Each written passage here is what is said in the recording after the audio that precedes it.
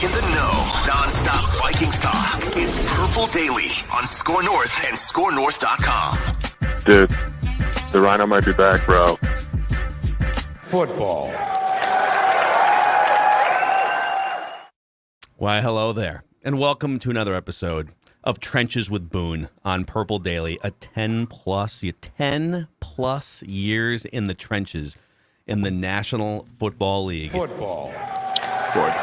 And he brings his expertise to answer my dumb questions. Let's go. Every single week.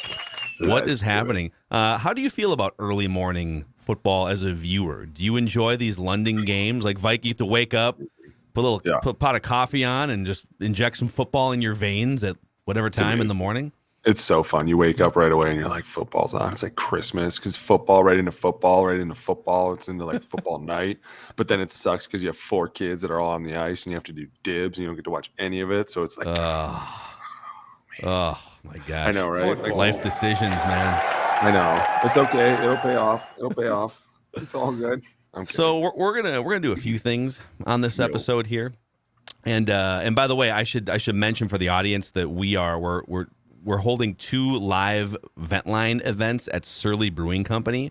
The first one is October 16th, noon kickoff, Dolphins, with a watch party and then live Ventline. And then November 6th, I believe that's the Commanders game, old Kirky boy going back to his old stomping grounds. So come hang out at Surly Brewing Company October 16th and November 6th with the Purple Daily crew and some Ventline after. But you've been wanting to do some film breakdowns on this show for a long time.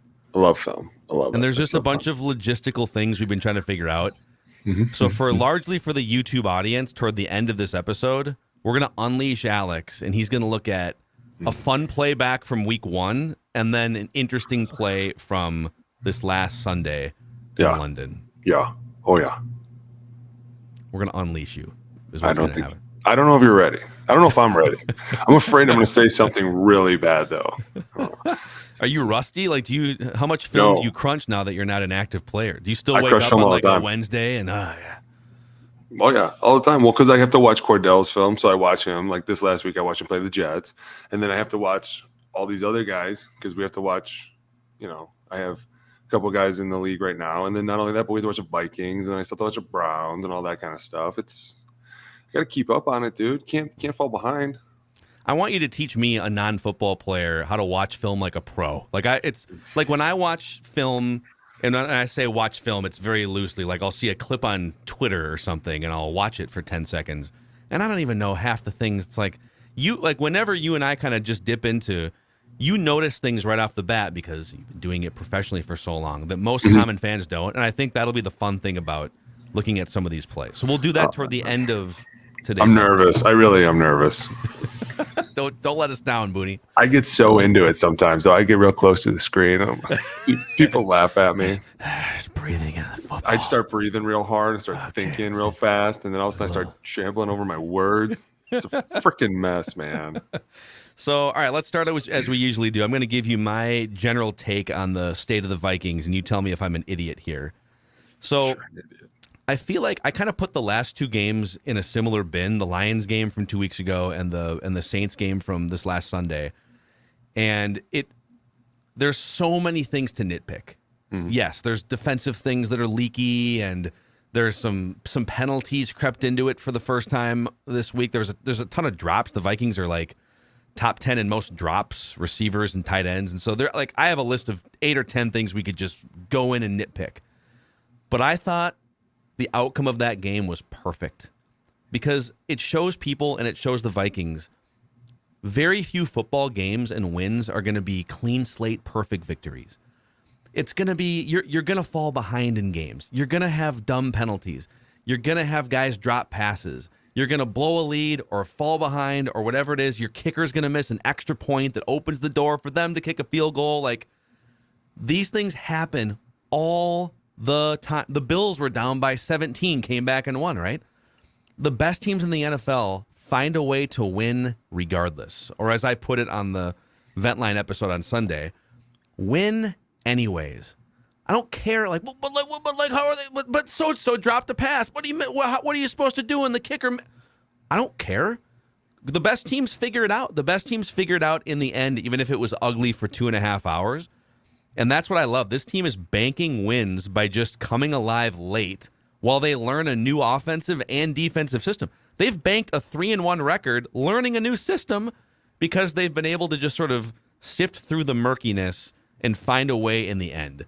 So I'm kind of positive Phil here after these last couple wins. I know, right? I'm kind of loving the way they're pulling these games out, and it's becoming part of their DNA. I don't know. What do you think? I felt like you were kidding at first and you're trying to talk me into it, but no, I agree with you. And I think this is the last time I'm going to say that this year. That was a sloppy game. And I agree with you. It goes in the same box as the Lions game. There are some things you can nitpick. I will say this first and foremost, a win is a win. Like, it's really hard to do in the league. It's really hard to do when you go to London on Thursday.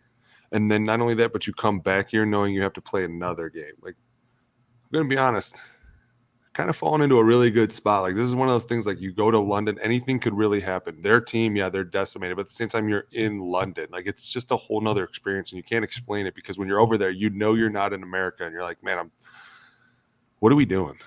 We're in a soccer stadium. Nobody here even knows who the hell we are. They probably gave them all this gear.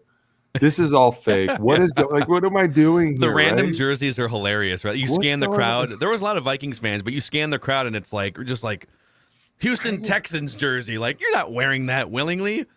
Someone gave jersey. What the hell is going? Like, somebody just went to a Goodwill and started throwing stuff around. Is that a John Kitna jersey? What the hell? Is that Dan Orlovsky? Isn't that the guy that jumped out of the end zone? No, but you go over there and you do that. I'm gonna be honest. It was sloppy. Like, the third down conversions were driving me nuts. There was a pass in the game to Munt that he drops that just drove me super nuts because simple plays. There was the intentional grounding. I didn't really agree with it. I was kind of like, man, that could always be a 50-50. And I thought it was funny how Kevin was kind of pointing at the ref, like, you're lying. Like, I just find him comical at times. He's like, you're going to call that, and I don't know what they cut away after right? that, Like, you want to know what he says, but I don't agree with that. But you get behind and then you get called for false start. Like, you're shooting yourself in the foot because you're getting sloppy. And there needs to be somebody that grabs the reins and kind of pulls everybody back. Like, hey, let's do this. And at times I feel like it's Dalvin. He's the guy that, like, when things are moving really slow or they look like they're going through the motions and he gets 2 yards, like, I kind of want to smack him in the back of the head and be like, dude, if you just run through someone's face, this team will pick up. Because you see it, like, later in the game. Number one, let's all thank special teams because they were the spark the entire day. First of all, you get a fumble recovery. That's huge. The offense goes down, pisses down their leg again, right? Being stupid. And then all of a sudden they come back out again. They throw this pass, which was way underthrown, but good for that punter. Like, to have the balls to just be cool enough to throw it. You got to be so nervous. Like, it's my one opportunity. I can't mess it up. You underthrew it. Like, the heart's just pounding through his neck. What if you just saw him like, oh God. We should definitely have a heart monitor tracker for punters right before the fake punt snap. Oh my god. No, mic them up. I want to mic them up. I want to hear what they say. They're probably freaking out. But that was this big spark in the day that I thought brought the offense back. But as soon as I can't remember which one it was either the fumble recovery or the pass. Dalvin went around the right corner, and he looked like the old Dalvin. And all of a sudden, it's kind of like the offense is back again, and then all of a sudden they start sputtering out of control again, or they let Kirk get sacked, or letting the mic run through the A gap. Your number one no in the history of the NFL. Nobody is allowed to come to these two gaps. Don't care who it is. Can't ever let it happen. When you let the mic do that, and then all of a sudden Kirk's kind of spazzing out a little bit. He's starting to fall back into his old Kirk ways. And you're like, dude, just the interior of this offensive line needs to figure it out and pick it up. Like this, you can't be saying this every week. Not every week can be like, hey, we gutted it out. That's great. You know what you're going to get in the playoffs? Nothing. You're not going to go anywhere. And it's great to win a bunch of games, but it's even greater to go out and win the big games and win them the right way and not go out there and get called for false starts twice in a row and then go out and look like you're just kind of walking through the motions for these 2-yard gains when you know you can go downhill and hit somebody. Like, it's just, there are times where I see Dalvin go exploding through that corner and I'm like, man, that is the old Dalvin. And then there's times where it looks like he's just kind of weaving his way through the A gap. And it's like, man, maybe if somebody up front would just smash somebody, he could find something or he could turn it on. And this could be the whole game. It doesn't have to be like little bits here and there sporadically. Yeah, he's it's interesting because we're a month into the season, and every year he has all these. He's it feels like he's always chunking explosive plays or 15, 20, 25-yard gains. Every year of his career, his long run is always like 70 or 80-yard touchdown runs. And through 4 games, his long run of the season is 16 yards. So he has yet to break a 20-yard run. And I guess my question to you is how much of that is just the guys up front aren't doing a good enough job? Oh, yeah. Or maybe it's a combination of both. Or is he both. just not the same dude he was maybe 2 or 3 years ago? I'm not going to say that. It's too early to say that. What I am going to say is when you look at some of those plays up front, a lot of it, and I'm not going to name names, is the interior, not finding the mic, not finding the proper linebacker. Like, people are turning too much. They think that Dalvin's like running a 38 toss sweep of like 1956 where the running back's running to the sidelines and they're all on this like elephants on parade. And he ends up trying to cut it up the A-gap and the mic's just standing right there. If you don't block Demario Davis, he's going to hit someone. That's what he does. And they all just keep turning and like that should be your number one no as an offensive lineman. It's like the same thing as a DB. You never turn your back to the quarterback. Why? Because you can't see what he's doing. I would never turn and not look at somebody that I was coming for. Like I can never solely go hit this one guy to maybe come back and hit this guy. I have to see this guy because if he goes back, I have to go back. That's what the running back sees. If the running back sees the linebacker come back, he's thinking, I'm going to go front side. Now, if I just aimlessly go front side and nobody gets the linebacker, what's going to happen? Nothing good. And that's why I say at times it looks like they're just going through the motions. If you're not IDing it properly and you're not blocking people properly, you can't expect to get more than 2 yards. And that's because Dalvin is literally falling forward every time. Like, okay, I'm just going to churn this and fall forward. But then all of a sudden, this random play that we get everybody blocked, Dalvin hits the corner like a bat out of hell. And all of a sudden it's 15 yards later. And you're like, why can't we do this every time? It's that simple. We don't have to throw it 40 times a game. We don't have to take all these sacks. Let's hand it off a little bit more. Let's block who we're supposed to block, and let's run the ball and smash people up. So I asked you, I think it was after the Eagles game where it was like, oh, okay, the offense clearly hasn't clicked yet. They didn't play in the preseason. It's a new system. I said, how many weeks realistically until this thing should start to look the way it's supposed to look and click? And you said, for sure, 4 or 5 weeks. And then after 4 or 5 weeks, if it still looks weird and clunky, then you can start asking some questions.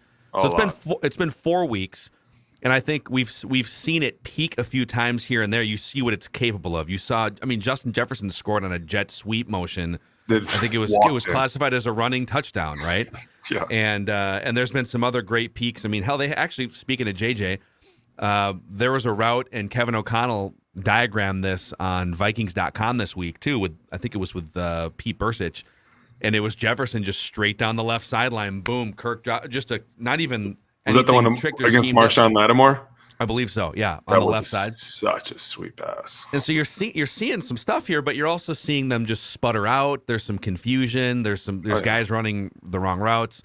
So whether it's the running game or the passing game, how much of the clunkiness is still just new system, trying to figure this thing out, no one played in the preseason, et cetera?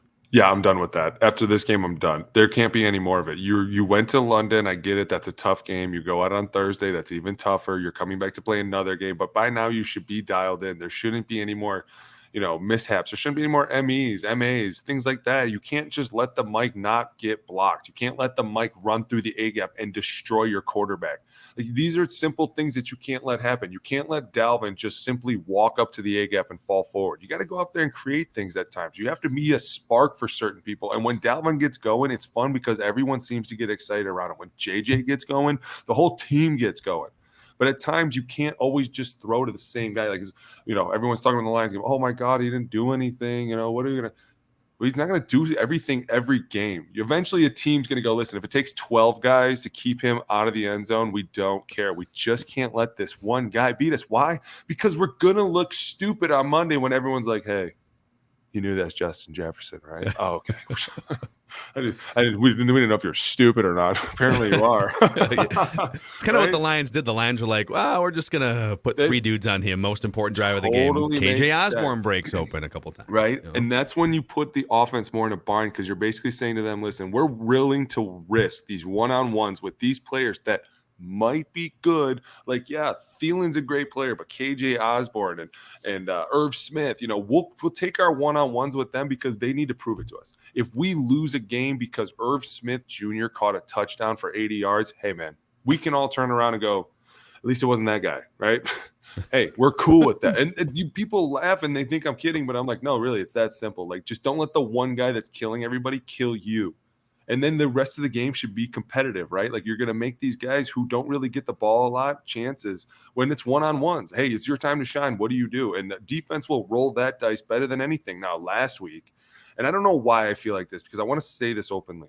I'm a fan of Marshawn Lattimore, and I think it's because every time somebody throws a punch at him, he throws one back. Like, he never backs down from a fight. And I can respect that as a player, but to see him get just manhandled at times by JJ, I mean, there was times where he was so off that he was like, God, I just can't get beat deep. And then all of a sudden a 15-yarder out. And it just made it look simple and things like that.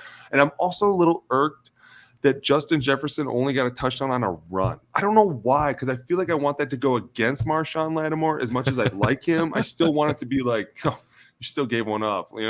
They got you. Yeah. Swing that was that. We're gonna look at a play from week 1 too that was kind of a similar concept. Toward the end of the episode, and it wound up being a passing touchdown just so the way that they ran it. Another thing. I had never heard this term until Kevin O'Connell stepped up to his introductory press conference back in January when he brought this up. But apparently, and you tell me if I'm just, is this a thing? Is the middle eight a thing that gets talked about in the NFL? The middle eight? No. So that this might just be so Bill Belichick apparently coined this concept, the middle eight, and Kevin O'Connell spent a year there in New England as a backup quarterback in 2008. And it's about dominating, and if you're keeping score of the final 4 minutes of the first half and the first 4 minutes of the second half, and this is why the Vikings oftentimes when they win the coin toss will look to get the ball offensively to start the second half. Yeah, because what they're looking to do, as Kevin O'Connell has explained it through Bill Belichick's teachings, you want to score at the end of the first half so that you have momentum and come back and score again. And all the while keeping the opposing team's offense on the bench, off the field for like 45 minutes of real time through halftime, 2-minute warnings, and all the timeouts and stuff. And so now they've got maybe taken a couple punches as a team, and their offense has just been standing around for like 45 minutes of real time. Right. It's like the momentum thing. Yeah. Yeah. You want to take that momentum from the first half right into the second. And there was the Action Network did a study on. They just picked like 1 week from a couple years ago, I think 2020, and they looked at all 16 games, and they just looked at not the total score, but only the score in the middle eight. So maybe one team had a 7-3 advantage in the middle eight or whatever, and it was like of the 16 games, 13. The team that won the middle eight won 13 of the 16 games or something. So this is a thing that Kevin O'Connell subscribes to. This season, in their 3 wins, the Vikings have a 23-0 lead in the middle eight, end of the first half and beginning of the second half. Yeah. What is this? What are your thoughts on this concept? Oh, that's a huge concept. That's one of the things that, I mean, I've never heard it called the middle eight, but that's why a lot of teams defer, is because they want to, I forget what they used to say, not double dip. But it's like a 2-1 kind of a thing. Yeah, 2 for 1. Like, they used to have a phrase for it though, and they would say it all the time, and they'd be like, the biggest thing we can do is take this momentum from 2-minute into the halftime and then come back out and score again. And there were times where you would deflate a team by doing that. And you'll see teams, if some teams are not good, but there are good teams that have that done to them, and you just see them crumble. And it is hard. It's devastating because I've said this before, there's nothing harder than watching another team's offense just continuously get first down after first down after first down. You're like, oh, God, let's go crazy. I can do this myself.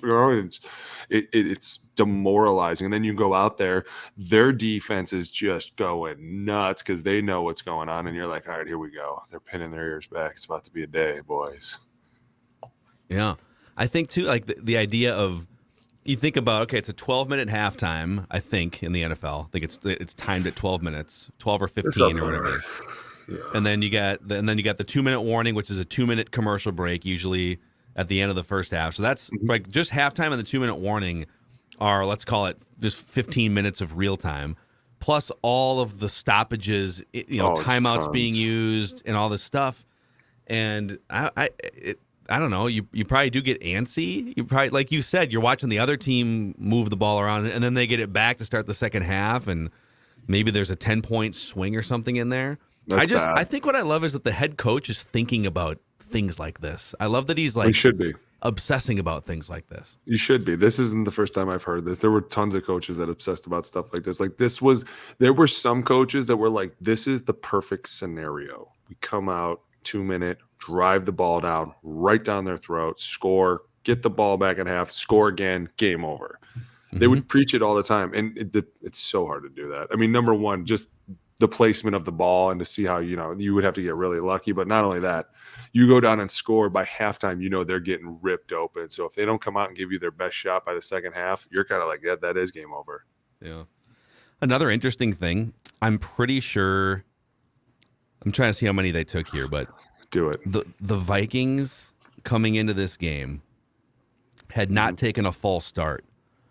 They took 3 false starts, I believe, in that game against the Saints. One of them was questionable. I'm going to be honest. It was questionable. I don't want to throw in that flag. So we'll call it 2.5. 2.5 false starts. Mm-hmm. They also came in. Is this accurate? Yeah. So they came in with 1 false start and no offensive holdings. They committed 2 false starts in the game against the Saints. They're one of 2 teams, and the Commanders are the other one, that hasn't committed an offensive holding penalty through the first 4 games.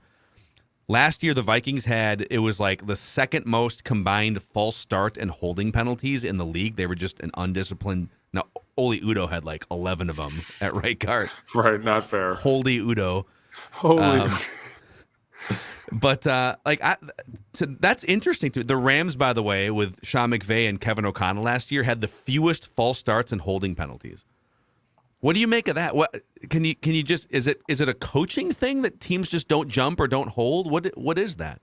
Yeah, I think that's a lot of discipline. Coaches teaching the right thing, obviously. Comes from a great system with Sean McVay. They were, Sean got on his players. But I think a lot of that is leadership too in the locker room. Like the quarterback keeping everybody in line, the offensive line keeping everybody in line. Because as much as people say there are a lot of fights, there aren't really a lot of fights. Like, you're not going to really yell at everybody on game day when something goes wrong. So when something goes wrong, there has to be one guy that's like, hey, come on, enough, right? And they don't really yell at anyone. They're just kind of like, hey, I'm the bar setter. And this is not where we're setting the bar. People are like, got it, totally done. So I think there's just a good leadership. And I think it's another thing too, like, when you run this offense and you kind of break it down, they don't really go crazy exotic snap counts. Like, there were times where you see some snap counts that are just ridiculous, right? Like, guys are going nuts. Daytona, what that's fun, and you're like, dude, oh my Lanta. They don't really do that kind of stuff. Kirk's very vanilla. Here we go, blue wave. Well, his voice cracks if he gets a little too aggressive with the snap counts. So he's got to be careful. Dude, and the best is, when it cracks, the offensive line starts dying laughing. You just can't help yourself. You're in just such this rage, and all of a sudden it sounds like a 12-year-old kid just said something, and you're like, and then the defense starts laughing, and you're like, this play doesn't count. Oh, man, it's just he's hilarious to me, man. Like, people call me a Kirk hater. You are. He's just he's an easy punching bag for things. Maybe I'm just being a bully. I don't know. But his voice cracks. He's got the clenched teeth going on. He's such a dad. Did you see the video? I think it was, they were on like a team bus or team plane coming back from London. And he I'm probably butchering this story, and the audience can tell it. He had a teammate's like spinner diamond necklace on, and he's just giggling, wearing this big like Justin Jefferson necklace. Oh man, I think they're like, I feel like the team is leaning into Kirk more. I feel like they're letting Kirk be Kirk. He's bringing him back in the fourth quarter. Kevin O'Connell is embracing him and going to bat for him at press conferences and stuff. I don't know. It's like, I think this is the most comfortable Kirk has probably ever been in his career to this point. In the Vikings? Yeah. Without a doubt. In his career, I don't know. But I would say here, this seems like he's the most comfortable. And even at times, he does look a little spastic. He is getting hit at times. But for sure, this is the most I don't even know what the word would be. Like his guard is down right now the most. You know what I'm saying? Like he Yeah. just seems like he's free back there. He's comfortable. He's kind of doing some things. He has to do a little shimmy at times, but he still makes it happen, like you said. And you are a Kirk hater for sure. Yeah, I probably am. Not for sure. I don't think it's that simple. I'm a Kirk critiquer. A Kirk critiquer. Win a real big game, and then we won't be haters. How about that? That's the thing. And if you look at his last season and a half, there's a lot of fourth quarter comebacks, a lot of nice drives in the last 4 to 6 minutes. He's getting more comfortable in those situations. And like we said at the top of the show, I mean, I don't really care if the game was ugly or if you threw an interception or whatever. Like none of that matters. If the game is close and it's there, go win anyways. Right. And I'm not going to say he's turning into Tom Brady late in games or anything, but he has been able to flush stuff more often. The Eagles game, he was unable to flush some of that. And he just kept playing poorly. But if Kirk can even just flush a few more things, they're going to keep winning some of these games. But ultimately, like you said, if you're facing a winning team on the road, like those are the types of games you're going to hit in the playoffs. You're not always going to get the Lions ever in the playoffs. Or the Saints without a starting quarterback, starting receiver, starting running back. That's just not going to happen. And sometimes people get mad at me because I am very harsh. And I'm like, that's great that they're winning. And I think it's cool. But eventually, what are they going to do when they see a real team? Like Patrick Mahomes is on the other side. What are you doing now? Because that game's going to come down the pipe. And that's when it's going to matter the most. And it's super fun to be excited right now. And that's why I have no issues with the way they're winning. It's, hey, we're winning. Got it. Now we stop winning sloppy. We have to start cleaning things up. And if you do, just imagine how much better it's going to be. Like the red zone. The red zone's got to pick up. That's one of the things I think bothers me the most is because when we've always had poor red zone offenses, it just led to bad years. Because if you can't do anything down there, teams will eventually just start stuffing you and stuffing you. And these field goals, they nothing pisses me off more when you have to settle for a field goal. Like as an offensive line, you feel like you failed the most because you're like, we're so close. I could spit on the goal line right now and we couldn't get there. How the hell did this happen? And then you kick a field goal and you're pissed off, you're frustrated. The red zone's got to pick up for sure. Third down has to pick up, and the silly penalties have to pick up. But these are all things that are like super fixable. You know what I'm saying? One of the red zones was all the penalties. Like sometimes they kind of intermingle each other, and it's like, listen, if you guys just stop with these three main areas, this score looks way different. The third down thing has been a thing, not to be a Kirk hater here, but it's been a thing in his whole career on every offense except I'm not gonna put for. That on him. But I'm not going to put That's it all tough. on him. No, but if you look at some of the quarterbacks that are generally great on third down, mobility helps. for like sure. just being able to Ross. they know you're gonna. It's 3rd and 8. They know you're gonna pass. They're probably gonna get pressure. Can you keep a play alive? So mobility helps. He doesn't have it, and then just having the huge arm, like just being able to Josh Allen, Patrick Mahomes, Aaron Rodgers, even just get weird with your arm angle because it's off script or something. Yeah. And he is so great on script, and third down is oftentimes not on script because something happens or there's pressure. And so I do think that's part of it. But that's why I fall back on the coaches. Like if pressure is your problem, then that's a coaching problem. If pressure is in your face, number one, fix the problem. Okay, we need to fix the way we're sliding our offensive line. We need to fix who are in there blocking as running backs. And 2, where the hell is my hot route? You can't just keep saying, hey, this is going to keep being Kirk's issue. Like eventually somebody has to go, okay, here's the real issue. We're giving up too much pressure on third down, or we don't have enough hot routes on third down. Kirk doesn't like the routes on third. Like I can't remember what game it was. It was this year. Maybe it was the Green Bay game. There was one third down, and I remember I think I sent you the picture of it, where the cornerbacks, it was like 3rd and 10. The quarterbacks were like 12 yards off, and everybody was just up in the A-gaps. Maybe it was the Lions game. But you're looking at that, and you're like, there's a simple solution, but nobody's looking at it. Everyone's just in the moment like, you know what the play is called? We just got to run it. Instead of someone going, hey, look at all this free grass right here in the middle. Why don't we give it to the fastest guy on the team right now? Just throw it to him right now. Give it to him. See what he does. Yeah. I would trust that guy's going to make a move. I let my 5th graders do it. I'm like, hey, listen, if you got free grass to go, kid, you throw that smoke. And they do. They're smart enough to do it because they're like, I trust my teammate will make a play over this other kid tackling him short of the first down. I love that you have your 5th graders running an NFL playbook. But you told me before we jumped on the mics that you have a quarterback, a 5th grade quarterback that can throw like 30-yard fade routes on the. It was ridiculous today. It was ridiculous today. We also ran. I told you the dive option. I was so proud of them. This kid, he ran the perfect dive, and you could just see everybody close in on our fullback. And he ran up to this Sam linebacker, and he pitched the ball so clean. He actually did a no look. He looked away, and the kid didn't know what to do. And then the running back just took the corner, and one of the dads looked at me and was like, "Was that a dive option?" You're damn right it was. I told him we're going old school today. No look behind the back. Flip it. I told him, though, you ever no look that again, you will no look yourself to the bench. I'm going to tell you right now, because no, you are not Patrick Mahomes. Those things don't happen out here on this high school field. No, sir. We need to get the all 20. Do you have like a tower for all 22 capturing the footage of practices and games? No. Everyone thinks I'm crazy because I'm like the only coach that doesn't film it. Like, you don't film your kids? I'm like, no, they're 10. That's weird. I don't. Wait, other coaches film their 10-year-olds? Like, yeah.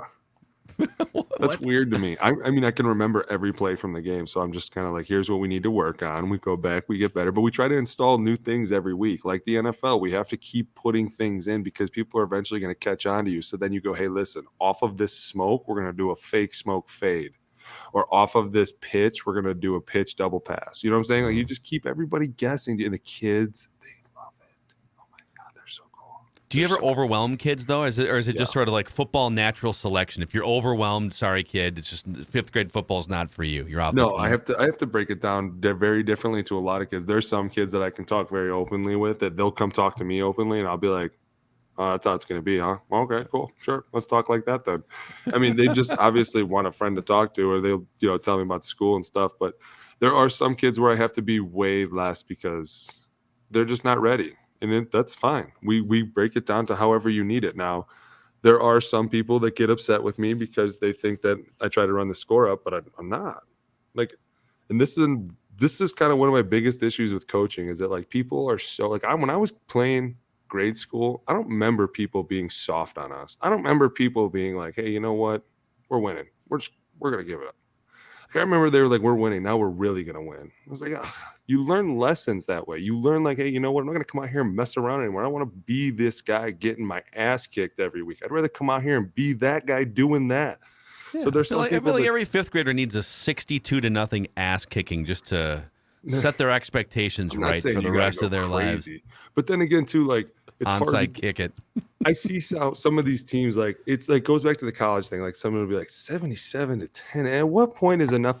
But you're like, hey, if you give the kid the ball and he's going to score, what do you tell him? Do you tell him, hey, buddy, today's not your day? No. You just let him do what he does. And if he scores, you go, hey, man, that was a great job. Great run. Let's go. Back to defense. Like, it just, I don't know. I guess coaching has changed, and sometimes I don't agree with it. Baseball is the worst. I used to cover baseball as a beat writer, so I was always like in the clubhouses and stuff after every game. So and like the things that baseball players complain about, and football does this sometimes where, you know, why'd you throw a pass, you know, with 4 minutes to go? It's like, I don't know, my backup quarterback needs work and whatever. Your back's so mad. But like baseball, it's like if a guy has a no-hitter after 6 innings, then you can't bunt anymore, or, you know, be a man and swing the bat. Well, if we can't hit your slider, maybe I'll try and drop it. Just relax. Or I'm going to throw this rock at your head because I'm offended that you took too much time getting out of the batter's box. It drives me nuts. Showing me up like that. Dude, get over it. It makes sense, though, why sports has become the way it's become. And it's become all these parents that just jump into it and, like, complain so much. And you're like, listen, at some point, we're all going to get beat out here, okay? And that's a lesson that we're all going to have to learn. Here's what we did wrong. Let's go out and fix it. We'll be better. We'll come back better. But everyone instead just wants to complain. It's kind of annoying. Like, you see it everywhere, dude. Like, even these college coaches, sometimes, like, they'll throw flags and they go nuts. The NFL coaches, how about Bill Belichick going crazy? How funny was that? I was dying. It's been years since I've seen him go nuts. But I was like, you know what, dude? You've earned the right to throw a headset at a referee. Good for you. That also felt like 3 years of pent-up frustration too. That maybe 10. Yeah, he's not coming back. No, dude, he threw. I'm gonna take it out on this line's official. This line's judge. I think when he threw it though, he instantly regretted it because you could see him kind of look down, like, "Oh my God, how am I going to talk to everybody?" Yeah. It's kind of like this goes back to the old saying. The coaches always be like, why when you get into a fight, you always punch a guy in the helmet? Because you're like, what's your first reaction when you get into a fight? Punch a guy in the face. Well, you're not really thinking, oh, he's got a helmet on. But like the coaches do the same thing. They slam their headsets down, and it's like you do the same thing because then they go, God, give me a new one. God, you're like, dude, you're an idiot too. We're all idiots. Yeah, they need some sort of like dummy electronic gear hanging in their belt pocket so they can pick that up. It's like a sacrificial headset or something. Yeah. Do you want to fire some people's asses here? Dude, I think okay. And I was thinking about this today. Last week I told you that Tua had that concussion in the game. Remember when we were talking about that? And I was like, by the way, he definitely had something going on. Well, then he comes back this week. So you would think I already know who I'm going to fire. Like, go on, dude. Like, I think everybody there needs to go after that. And I was thinking fired the neutral medical doctor guy got fired. Everybody needs to go. Because here's what I was thinking about today. Because at first I was kind of like, well, who's really to blame here? Because it's a tricky situation. Because as a player, you don't ever want to be the guy that's like, no, I can't go, right? Like you want to be the guy that's like, I'm a warrior. I can do this. Sometimes when it comes to the brain, you're like, am I over-exaggerating? Am I being for real? Now, obviously, he got up and stumbled like 12 times. He should not have gone back in that game. Yeah. We all know that now, right? Like for the record, you can tell when a guy has a concussion as opposed to when his back hurts. When his back hurts, he'll just like hold his back and be like, oh my God. When he stands up and falls over 6 times, yeah, no, dude, you're completely out of it. I'm not sure that the old line were thinking straight when they were like, no, dude, you're good. Come on. But I think that falls a lot on, number one, the medical staff, and 2, the coaches. Like it's hard because I can't put any blame at all on the player. Like they basically like, yeah, you're fine. You're fine, right? And he's, what are you going to say? No, I'm not. Like, you can't be that guy. You know, they'll always try to pin that against you. Like, oh, well, you know, at the time. And even the media. I mean, the media at times, like, remember when Cam Newton lost that fumble in the Super Bowl and they were instantly like, he made a business decision there because he saw DeMarcus Ware was about to fall on it. And he was like, nah, I'm about to get out of there. Like, they'll pin stuff like that on you. Oh, you know, he said he had a concussion. Maybe he didn't. Maybe he did. And then they just throw that little twist of words out there. And you're in the back of your mind, you're like, well, what do you mean he might not have?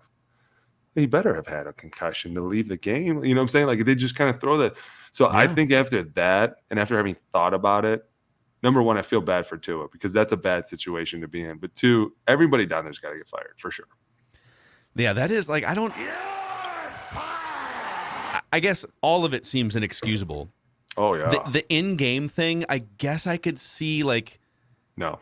Even then it's, but like, what he comes back in the game inexplicably. But then he's just listed with a back injury only, and it's a Thursday game too, so there's no turnaround. That's the worst. No, dude, that's bad. And you lied about it. You said it was his back. I can't say you can't. At some point, the PA and you see him now they're pissed. Now they're like, dude, you messed with the wrong guy. Now we're gonna come after you. Everybody's getting fired. When they get fired up, dude, the players come after them hard. Like and you see all these guys talking about it. And it's sad because a lot of my teammates had to play through a lot of concussions because back then concussions weren't like they are now. You know, it was just like, oh, you know, your bell got rung, be a warrior. Yeah. Now, I mean, dude, you see what's happening to these guys, and to put that kid back in that game on a Thursday night, and the way he got slammed. I even started to think, like, dude, I don't even know if I would have slammed him like that. Like, if I was that D tackle, and it's a hard thing to do to put a guy in a position to be like, you just got right through that offensive line, and you're about to do the greatest thing you've ever done in your life, your first sack in the NFL. Don't hit him hard. But now you see why they're telling them to stop hitting these quarterbacks so hard. They're fragile. They're not crazy tough dudes. They don't want to get hit. And when you body slam a guy backwards, I've told my wife I'm surprised there wasn't a bigger fight on the field. There probably would have been some serious helmets thrown. Like, dude, at this point, we all got to go out in the blades of glory. Sorry, boys. Did you notice too? Amazon did the Thursday night broadcast, and which is terrible. Terrible. You don't like the Amazon I broadcast? don't want to stream it. I'd rather just watch it on my TV. What are you, 90 years old? What do you mean you don't want to stream it? Dude, I don't. You just have like a black and white box TV in your living room, or what? Can I just hit Fox? Can I just go? Wow. It's always so hard. You're like my dad. How do I turn this thing on? I'm sorry. I want life to be simple. I don't want to have to order all my stuff and then watch the game at the same time. We noticed this was in your cart. Would you still like to buy the? No, go away. What happened? God, I missed the third down. I love it. I love it. You just Amazon's Amazon's genius. They're gonna be offering you things that you never would have thought of buying for 3 hours while watching football. But they kept zooming in on his. I forget what it's called, but when you get the back of the head concussion and your fingers lock hands. up. Yeah. And they got Al Michaels just, well, let's zoom in a little closer there in slow motion. I can't believe they kept doing that. I was like, and guys, then enough. I don't know if the NFL sent a memo or what, but poor Lewis Seen. So Lewis Seen had a compound fracture of his lower leg. That's bad. It's like in half compound fracture. And I guess they showed the replay in the press box in London. So if you were in the press box covering the game, they did show the replay. They didn't show the replay on NFL Network. No. So they showed the crowd and they said, yeah, they're gonna stretcher him out the field here. Let's just go to a promo. So they didn't show one replay of it. Yeah, you're not supposed to. Nobody wants to see anybody get hurt. That's why I can't believe they kept showing his hands. I was like, dude, enough. Stop showing people that. Yeah, nobody wants to see that kind of stuff. Like, we get it. It's a big fight, bunch of barbarians, but there is a line now that people cross, and you're like, wow, that was pretty excessive. Yeah. That guy got slammed hard. I'm not firing because I think I spent a couple weeks firing. I fired Nathaniel Hackett twice in a row, and I forget who I fired the other time. But we're going to move over to the NFC West here for a firing that might catch you off guard here. All right. This is a general manager that has actually created a Super Bowl team and an NFC Championship game team. But John Lynch, come on down, guy. You gave up what to move up to draft Trey Lance in an effort to replace Jimmy Garoppolo, who's been nothing but great for your franchise? Jimmy Garoppolo, a respected leader in that locker room. All he does is win football games. Jimmy G's teams are 34-15 when he starts. 34-15. He's played in a Super Bowl. He's played in an NFC Championship game, additionally. And now I think with that defense too, Jimmy G's not going to ever be like, the star of the. He's not going to be the reason why the Tom Brady or the Patrick Mahomes. But if you give him a good car to drive, he's going to drive it pretty far, like deep in the playoffs. And the Niners, I think, might be one of the 2 or 3 favorites to come out of the NFC now that they've gone back to old reliable Jimmy G. But now they've got a lot less draft capital because John Lynch wanted to move off Jimmy G so badly. Come on down, John Lynch. It's been a good run. You're fired. Wow, I can't believe you fired him. Box. Update your LinkedIn profile. Sorry, guy. Wow. Yep. I don't even know what to say to that, buddy. There you have it. I'm not going to fire John. He came along after you were gone in San Francisco? Or did you guys cross paths? Okay. We crossed paths a few times when he was in the media. Such a great guy. And I got to see him this year when he was here. We talked a little bit. But I love John. I think he's great. I will say this. I've been saying for years Jimmy G is the best quarterback in this offense because it is super simple. And it is what Jimmy G does best. I do these great handoffs 75% of the times. And then I roll out to the right. And I draw nobody. But the other 25% of the time, I just throw it to George or Debo, and that's about it, right? Like that's all I need. Now that Debo touchdown, my God, Debo! Dude, I'm telling you, people don't understand. If you get a guy that can stand back there and just deliver these rockets out to these, hit your first read, buddy, hit your first or second read, and we're good. And then every other time, we're just going to hand it off. Like that's just so easy for him. But I see what they were saying with the Trey Lance. Like I get that. I don't get trading all that capital for him, but I see how they were like, look how raw he is, look how amazing he could be because this offense, and it was so linked in my mind next to Greg Roman's because it was so run first oriented. You know what I'm saying? Like other than that, I would say right now, probably like the Broncos are the only other one that really, or maybe the Browns right now that do this run first and, all this kind of stuff. But when you talk about a quarterback in that offense, it's so easy to be that guy, but they go, hey, listen, what if you could be that guy, but still be a little bit more of a threat, right? And you're raw, so you can throw the ball like Josh Allen, and we're going to have to coach you into being more like Josh Allen. But imagine if we could have both worlds, where we could have this guy who could keep defenses at bay because he can run around, and at the same time we can have receivers that can just cross these routes or run these diabolical Dino routes or all this fun stuff, and at the same time we're shifting and motioning, and a lot of what we do, and this is how I always kind of saw the offense, was smoke and mirrors, and a lot of it is kind of guessing. this formation looks familiar. I think it might be this play, but then again, it's that play, but it's the pass out of that play. You know what I'm saying? Like, it's just so many levels of like, oh my God, I don't even know what to do anymore. Yeah, I'm all for going and finding the young quarterback with upside that's under team control for 5 years, lower contract. Trey Lance always felt like a weird move for the Niners because he only played 1 year, kind of low-level Division I college, right? North Dakota, right? It was North Dakota State. It wasn't like he had 30 starts under his belt at a Power 5 school, and so he was going to be. Everyone's raw coming out of college. He was even a step further down, and they had a Super Bowl window in a here. Nice way. Yeah. In a nice way, step down. A step. Well, no, he was like more raw. That didn't sound right, but I know exactly what you're saying. He was way rawer than they thought. Is rawer a word? Rawer? He was rawer? Is that a real word? All right, Booney, the dumb football question of the week is going to be in film review form here. Oh, okay. So this is going to be largely for the YouTube audience. So Purple Daily YouTube channel for the full visuals here. We'll try our best to kind of explain what's happening for the Spotify, Apple, ScoreNorth.com audio audience. But this, I guess I would recommend if you're listening in audio form here, why don't you pause it, go over to the YouTube about 45 minutes in this episode so you can see the visuals here as well. So I'm going to try and do this. This is the first time we've ever done this here, where we're actually going to roll some film and you're going to break some stuff down here. So this is what you're seeing here. A 3rd and 1, Vikings in the red zone. It's at the 10-yard line here. And I'm going to roll this here. And my dumb football question for you is something Kevin O'Connell kind of broached this twice in press conferences, saying on the this is the Johnny Munt drop from Sunday. Yeah. Just a perfectly thrown pass by Cousins that went right through Johnny Munt's torso. We talked about this one like earlier. Hole in his chest or something. But Kevin O'Connell kind of mentioned in passing a couple times in press conferences that Adam Thielen was also an option on this play. So my dumb football question here is, why would you not throw it to Adam Thielen wide open in the end zone?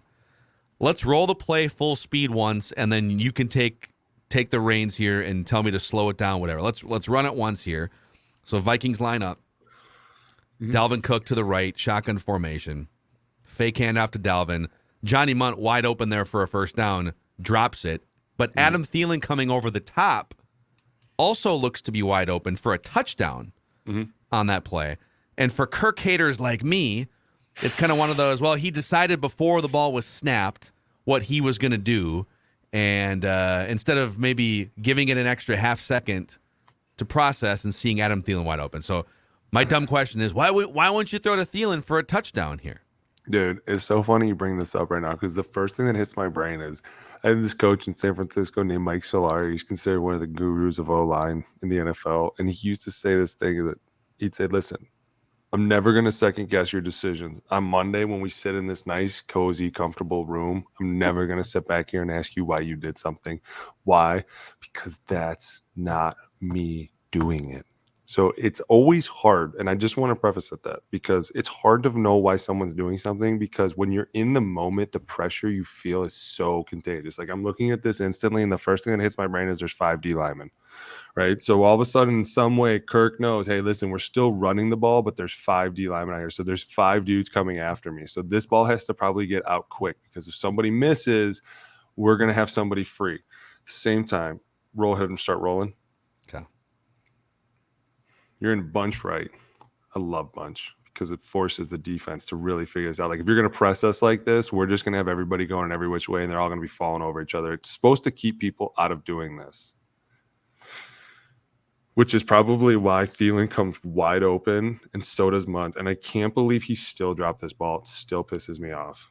In fairness to Munt, there's no fairness. I don't care. He's Johnny Munt. He's been in the league for like 6 years. He has like 9 catches in 6 years or something. Right. I just want to know why they didn't run the ball here, too. Go back. Okay. So there's this point in the moment. Number one, Thielen's not looking, right? Can't throw the ball to a guy who's not looking. 2, see how he's looking right there? And you see my DB, and I don't know, that's not Lattimore, and it might be Bradley Roby, but I don't think it is. Whoever that DB is, I know 23. it's so hard. God, I wish we had better TVs. I'm kidding. No, see, right? Kirk's looking right now, right? I have one or two guys coming. One more step. Okay. Right there. See how this guy starts to look like he's getting back? Thielen's still not looking. Now, Munt's looking right at me. I know that he could probably catch this ball. And what am I thinking here? Just get the first down, right? Like, I don't need to be crazy. I don't need to see what's going on. And he's probably looking in the periph and seeing that Cam Jordan's coming around the corner. And he's like, listen, this guy's coming around the corner. Thielen's not looking at me. Munt's looking right at me. And he's got a little bit of space. I'm going to make this quick, easy, simple decision to throw it to him. He's going to fall forward for a first down. Which, by the way, should have happened if he catches it, right? Now, would it be great to be like, hey, listen, Thielen comes wide open right about here. You still can't throw it to him. He's not looking at you. Keep going. Comes open right about there. So he's turning here. Right there. He's turned right there. now at like the 3-yard line, right? And you got to remember too, as you're looking at this, there's still a safety over the top, right? And you can throw him a line. You could have easily, but you're never going to know what that outside cornerback is going to do too. So the outside cornerback here, to continue my dumb questioning, the outside cornerback has an option here, and you can see here on the screen, once Kirk releases it, he's kind of drifting back toward where Thielen's going here a little bit. He doesn't know Thielen's there though. Okay. But there's no way that Kirk, you tell me you have to process that as fast as he just took this snap. You can't make that decision. Like, see how, and not even here because the ball's already gone, but go back. Because you got to remember, in his mind, he makes up the decision to throw the ball well before he throws it. Like, see how he's already getting ready to throw it? He's already made up his mind. The ball's coming out. I can't stop myself at this point. So go back even more a little bit. Right about here. I see Thielen come down, and I see this guy squatting. I don't know what he's doing. Maybe he sees Thielen. Maybe he doesn't. The outside cornerback you're talking about, right? The outside cornerback. And then, like, right about here, he's probably like, listen, I got to throw it to him. I got to throw it to him right now. Yeah. And It should have been simple. Kurt Warner did another great breakdown on NFL Network before this game, and he did one on YouTube highlighting, hey, Kirk is a good quarterback, but here's what prevents him from being a great quarterback. Here's all these throws where, yeah, he's completing a pass, but look at this other thing he could have had for 15 or 20 yards or a touchdown. And I think I put this with my amateur eyes initially in the, oh, man, like, boy, could you pump fake to that tight end and boom, hold the outside cornerback, and now all of a sudden Thielen is streaking open for a touchdown?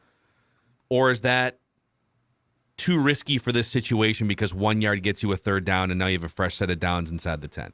But then I also think if I have a chance to throw to Adam Thielen or Johnny Munt, I'm throwing to Adam Thielen. So yeah, that's how my brain works. Question. No, for sure. But like you just saw it. I mean, number one, Thielen was not looking when he could have thrown the ball. And two, you have a safety back there. Is he a factor? No. Is the outside cornerback a factor? Not really. But at the same time, Kirk sees the tight end running this flat route, and he goes, listen, this is a simple pitch, catch, first down. We move the chains. We keep draining this clock in a really, really tight game. It all made sense to me. None of that falls on Kirk. Yeah. You're not saying it does. I'm asking questions here, all right? I'm putting my big J journalism hat on here. I'm sorry. I'm asking the tough questions on behalf of the Kirk haters out there, okay?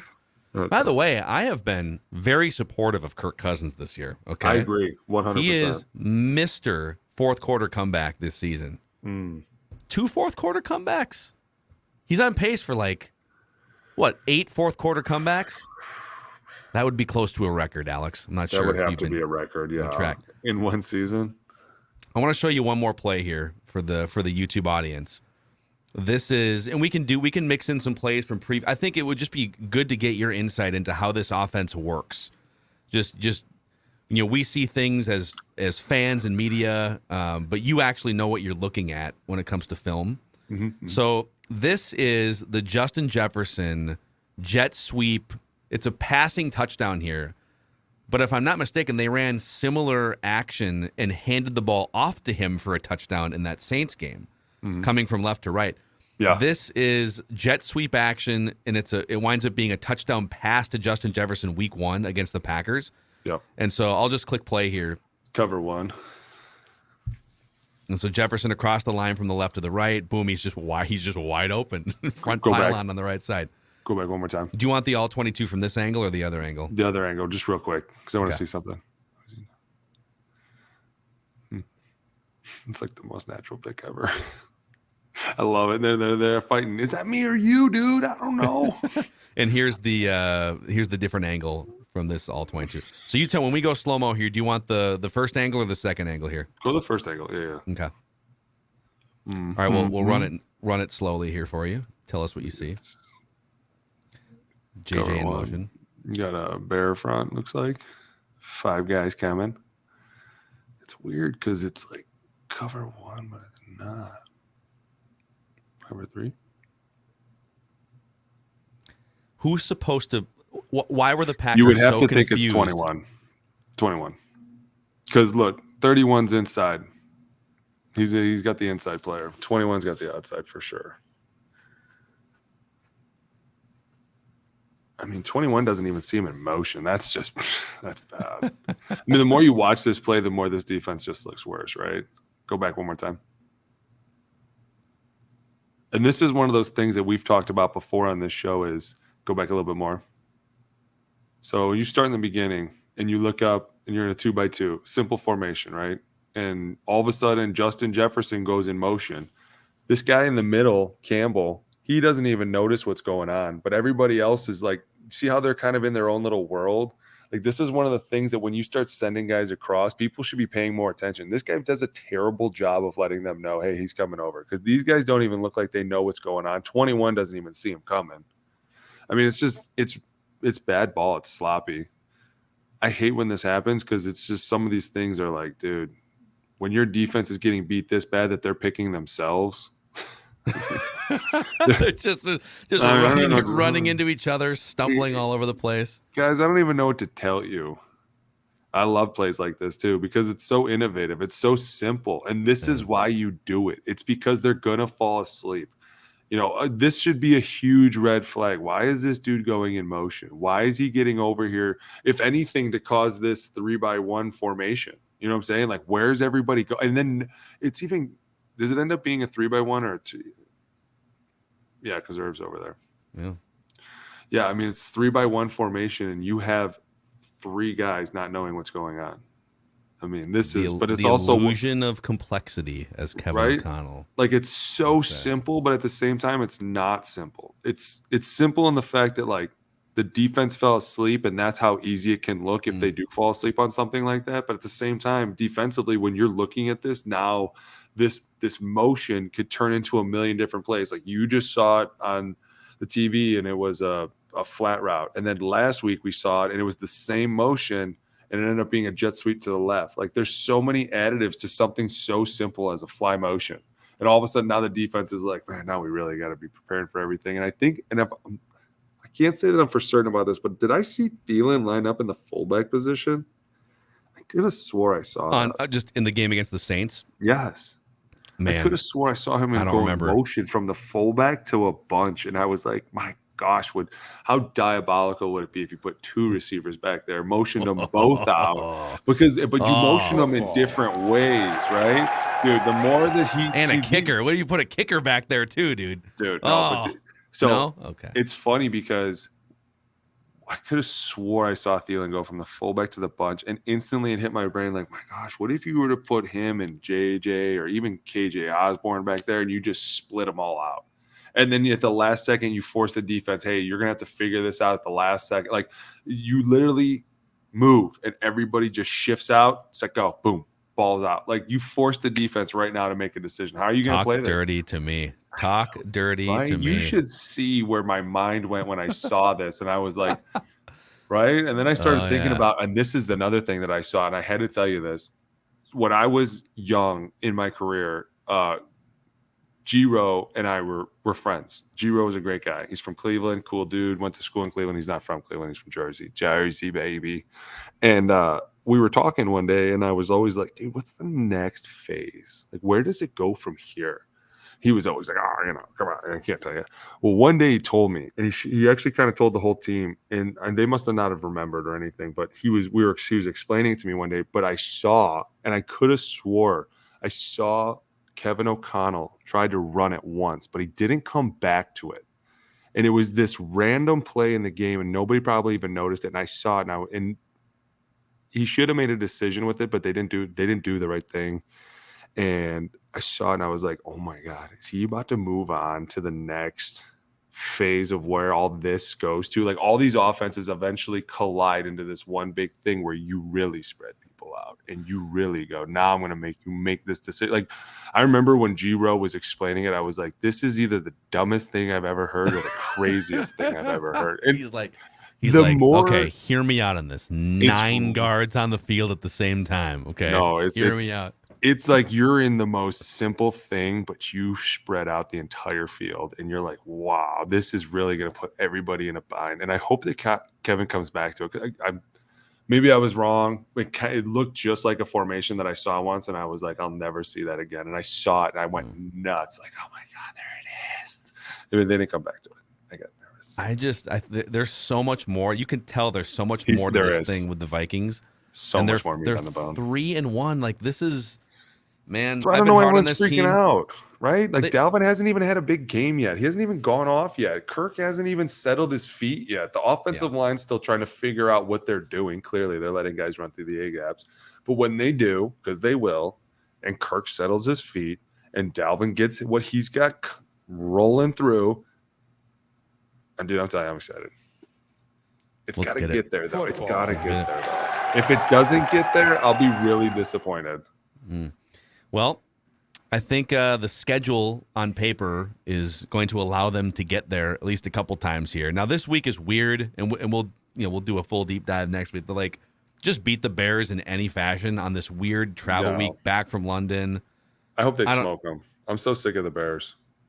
So sick. You can't tell me you're not sick of them. But how much does that travel week? There's no bye week. You're just coming back from London and gut it out, boys. Be tough. I agree. Go win anyway. I forgot what I said an hour ago. Go win anyway. I'm with you. Go beat the brakes off the Bears. And then probably a Teddy Bridgewater-led Miami team, because I'm guessing Tua's not going to be back by then. And then you get a bye week home against Arizona. That Buffalo game on November 13th is one to circle, but that's still 5 weeks away, though. I'm not gonna. You can't overlook the Bears. I'm not gonna because you know what happened to the Bears. That's like a cursed game. I'm telling you, dude. I've seen some weird Bears games go down. It is, yeah. Like, I think most people still feel like they're one of the worst teams in the league, but don't they have 2 wins still? That's classic Bears. They got to be one of the 5 worst teams. Oh, they have 8 wins somehow. That's weird. No, dude, they put up like 5 yards of offense. What are you talking about? They are one of the worst teams. So, well, dude, I think the film reviews, and maybe the audience can tell us in the YouTube comment section. I think we'll hone them, but this is our first little foray into some film stuff here. So, well, now that I know that we can do it, I'm just going to start marking down plays that we need to talk about. Like, dude, look, this was the play I was telling you about. Well, make it easy for me to find them at least. Or if you can, like, I don't know, we have to come up with a system or something. Old Macadac gets a glass of red wine and starts going through the NFL all 22. It's kind of a tedious process. But, do the players become blurred? What's going on out there? I think I saw Jefferson. I'm not sure. Dude, that'd be hilarious. That's the one show we got to do. That's the next level here. It's just get some film review on adult beverages and whatever else. Anyhow, all right. The Brewing Company would love it. Yes, they would. Yes, they would. All right, that's a wrap on Trenches with Boone here this week. Appreciate you guys hanging out with us, all the positive comments and whatnot. We'll see you guys next week back